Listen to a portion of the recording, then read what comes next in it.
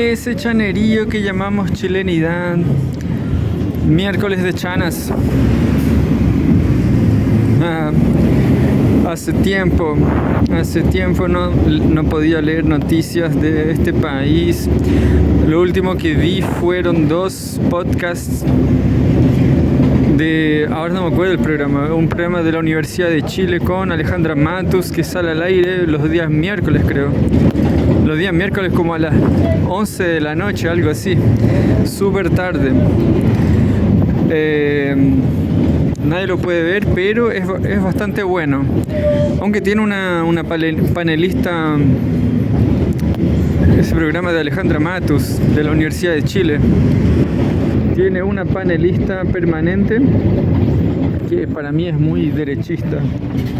No es absolutamente momia, pero es la especie del liberalismo globalista de los medios.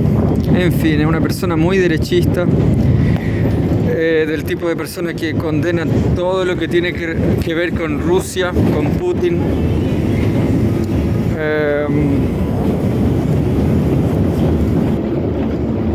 Entonces es muy, no sé,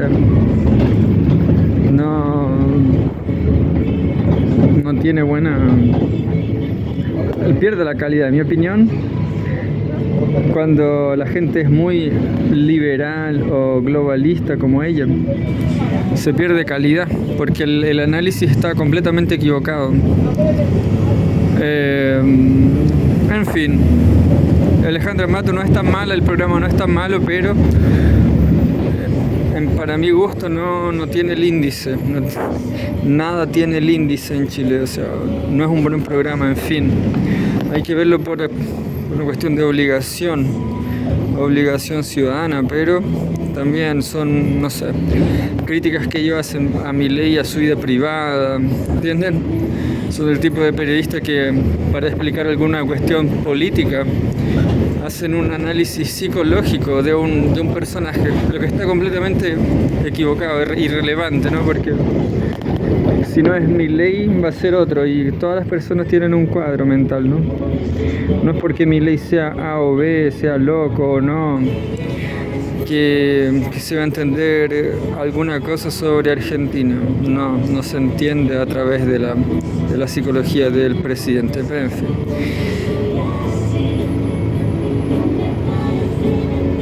Por ejemplo, esta noticia también, yo creo que no tiene nada que ver, miren. Dice, Agustín Lecci, dirigente gremial de la prensa argentina, encara a Milei, entre comillas, quiere que haya censura total por Carolina Ceballos, hoy día 3 de septiembre.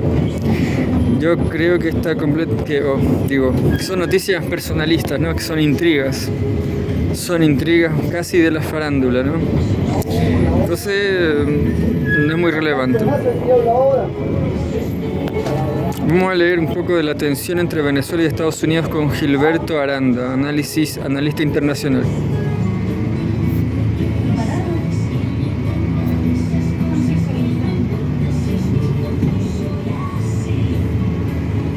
Bueno, no hay texto, es solo era una transmisión en vivo, un streaming, pero no lo vamos a leer. Está mal hoy día el desconcierto, no hay mucho que leer. No hay mucho que leer.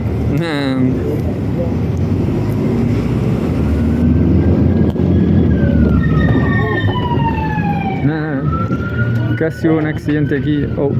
Bueno, algunos accidentes, no sé por qué. Quizás sea por el malestar futbolístico. Mañana Chile juega con Brasil.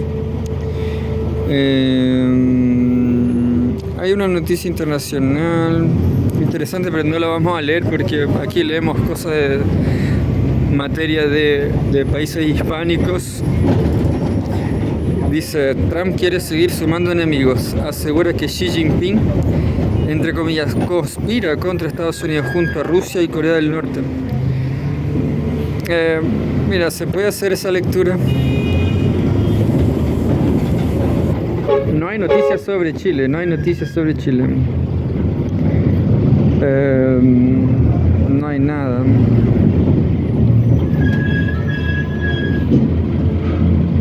Bueno, nada. No hay nada interesante en el desconcierto.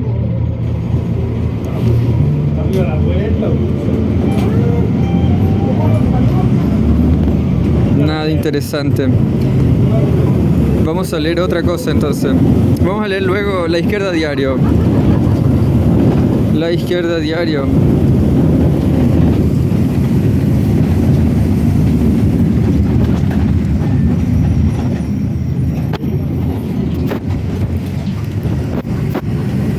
La Izquierda Diario, campaña para pelear por salud, educación, salarios y pensiones, por una izquierda consecuente que en estas elecciones defienda las demandas de los trabajadores, mujeres y la juventud.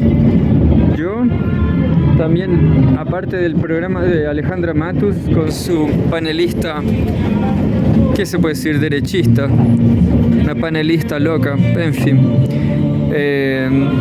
Otro podcast que vi fue la entrevista de Eduardo Artés para Radio ADN, una radio también completamente, absolutamente derechista. El panelista de ADN sugirió a Artés que Janet Jara era comunista. Le sugirió que apoyara a Janet Jara. Un, entre comillas, amigo de la calle aquí en Valparaíso, no vive en la calle, pero me dijo que Eduardo Artés estaba apoyando a Janet Jara y parece que no es verdad. Fue una entrevista de hace 2 semanas atrás donde Eduardo Artés defendía su propia campaña. En fin, vamos a leer.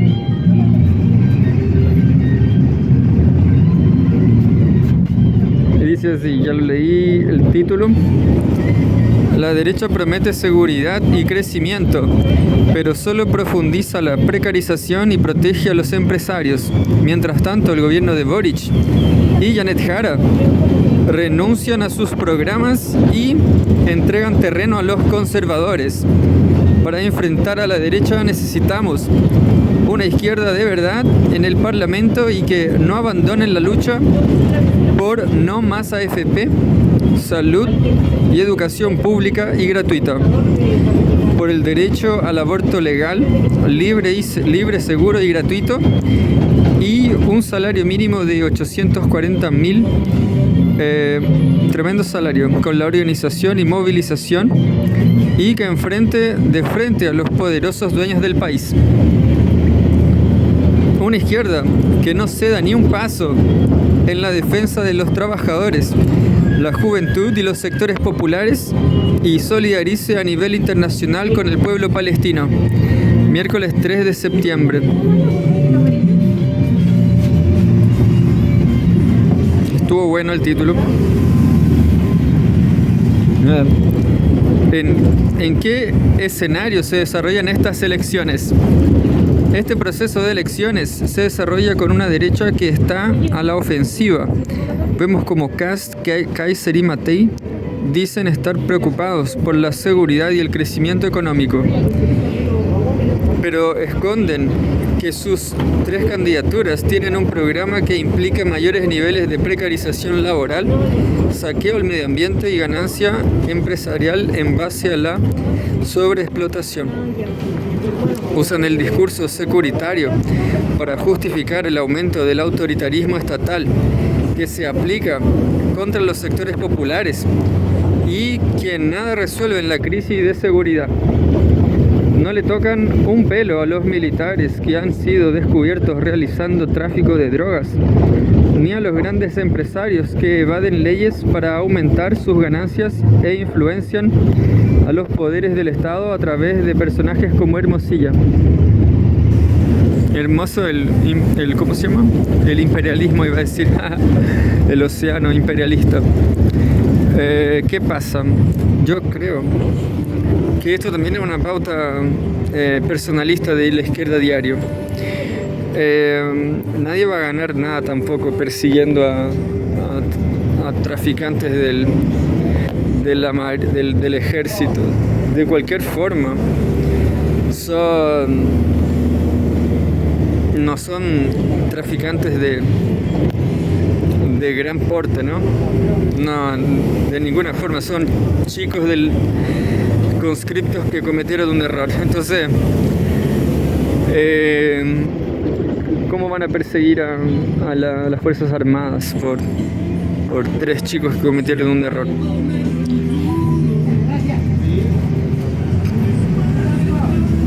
Las propuestas lo dejan al desnudo. Kast habla de recortar $6.000 millones en gasto fiscal. Eso significa, en concreto, despidos masivos en salud y educación. Su supuesta, entre comillas, revolución laboral es en realidad más flexibilidad, más multifuncionalidad y más precariedad, arrebatando más y más derechos a los trabajadores.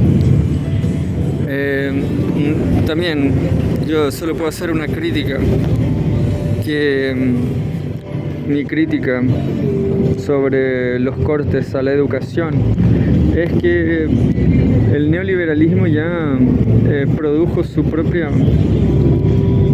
mino. El neoliberalismo creó una sociedad neoliberal,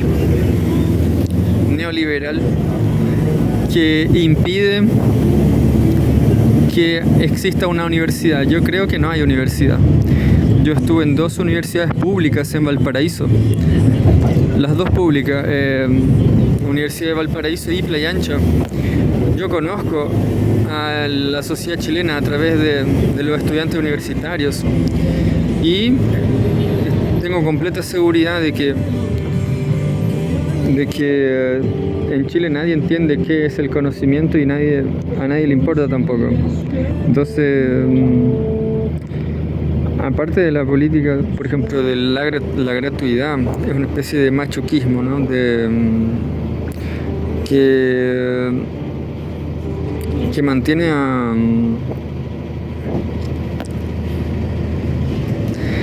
machuquismo que mantiene la desigualdad adentro de la universidad. Entonces, ocurren las 2 cosas al mismo tiempo.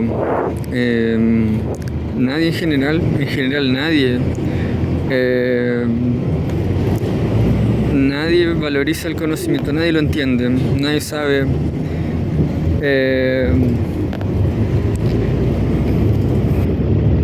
nadie tiene pasión por el conocimiento, todos viven su vida. Lo que pasa en sociedades como Chile, en el occidente en general, en Estados Unidos, es que la gente cree que una persona que estudia, un profesor, un alumno, todo el mundo tiene un papel. Entonces la gente como que interpreta roles de profesor universitario, de estudiante, y nadie realmente se importa con el conocimiento. Entonces es todo un juego de cartas marcadas, ¿no? Existen tipos de conocimiento, campos enteros, que son censurados simplemente porque el rol de un profesor universitario en Chile o en Estados Unidos no le permite, no existe el rol del profesor marxista, ¿entienden? Entonces la gente siempre piensa como en la imagen, ¿no? En la imagen del profesor, en la imagen del alumno, la gente cree que conocimiento es interpretar un rol. En fin, entonces yo creo que nunca va a haber conocimiento en Chile. No hay conocimiento en Chile, un país que compra toda la tecnología, no hay ninguna innovación chilena, pero en fin. Y el innovador chileno también, me imagino que vive un rol. La gente vive muchos roles, ¿no? La gente busca un rol para poder vivir. En fin. Y no sé, la educación, objetivamente, la universidad, la gratuidad,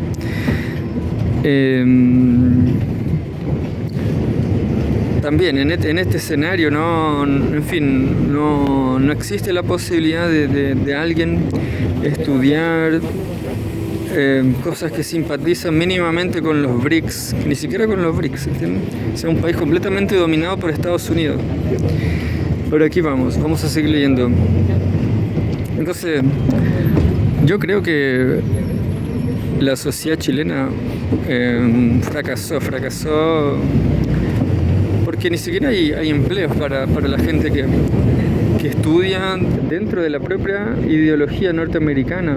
No hay empleo para esta civilización, ¿no? Toda la civilización occidental está en decadencia, pero en Chile eso es absoluto. Pero en fin, vamos a seguir. Casi va a cortar $6.000 millones en gasto fiscal. Eso significa en concreto despidos masivos en salud y educación. Su supuesta, entre comillas, revolución laboral es en realidad, ¿qué se puede decir? Una institución de educación en Chile. Es como una sala de tortura. El profesor también está viviendo su rol de ciudadano, de personaje, ¿no? El ciudadano vive un rol de personaje, entonces no se importa con la educación en sí, no tiene un mínimo interés, lo que sí se importa en vivir un rol de torturador, de alguien que va a hacer que la gente lo pase mal en su clase. Entonces es una mierda. Yo recomiendo que nadie estudie en Chile, porque entonces todo este despido en educación es irónico, porque es bueno que dejen de invertir en educación. En mi opinión, la situación de la educación en Chile con profesores torturadores, con educación negativa, gente que cumple un rol superficial, ¿no? Todo eso es un fracaso absoluto. Entonces en mi opinión por ejemplo, si yo tuviera un hijo en Chile, yo no lo enviaría a la educación. Yo trataría de hacerlo homeschooling, ¿entienden? Trataría de educarlo en la casa, porque yo sé que cualquier escuela en Chile, cualquier profesor chileno, todas las instituciones educacionales en Chile son centros de tortura. Una mala onda terrible, mala onda total. El conocimiento no tiene nada que ver con eso. Yo también voy a afirmar lo siguiente: si Albert Einstein, el genio de la física, si él estudiara en Chile, también no sobraría nada de él, nada. Por la tortura, ¿no? Porque sí, los profesores son unos abusadores, no solamente abusadores sexuales, pero abusadores morales, ¿no? Chile es un abuso moral. Pero en fin, ojalá yo logre irme a Brasil un día con una matrícula, ¿no? Voy a ir a matricularme y me voy a quedar allá en algún magíster. Su supuesta, entre comillas, revolución laboral de Kast es en realidad más flexibilidad, más multifuncionalidad y más precariedad, arrebatando más y más derechos a los trabajadores. Yo creo que a los profesores chilenos no les importa, sinceramente quizás luchan por algún dinero, no le alcanza el dinero, pero yo creo que a mí sí me alcanzaría, pero yo también fracasé. Es una especie de orgullo haber fracasado en el sistema educacional chileno. Fíjense, aquí recién pasamos por la UPLA. Yo hacía los trabajos y los profesores del Departamento de Educación de la UPLA simplemente no los revisaban. ¿Por qué? Porque yo soy crítico de los Estados Unidos. Entonces, buena suerte a Estados Unidos y a Chile, a su satélite. Le va a ir súper mal. Kaiser tiene su, entre comillas, brillante propuesta de que los jóvenes con menos experiencia ganen menos que el mínimo. Desconoce la realidad de cientos de miles de jóvenes que ya ganan menos por el trabajo part-time. Su medida no solo precariza, sino que profundiza los dicen desincentivos para el trabajo de la juventud. Ambos son defensores acérrimos de la dictadura de Pinochet y su legado.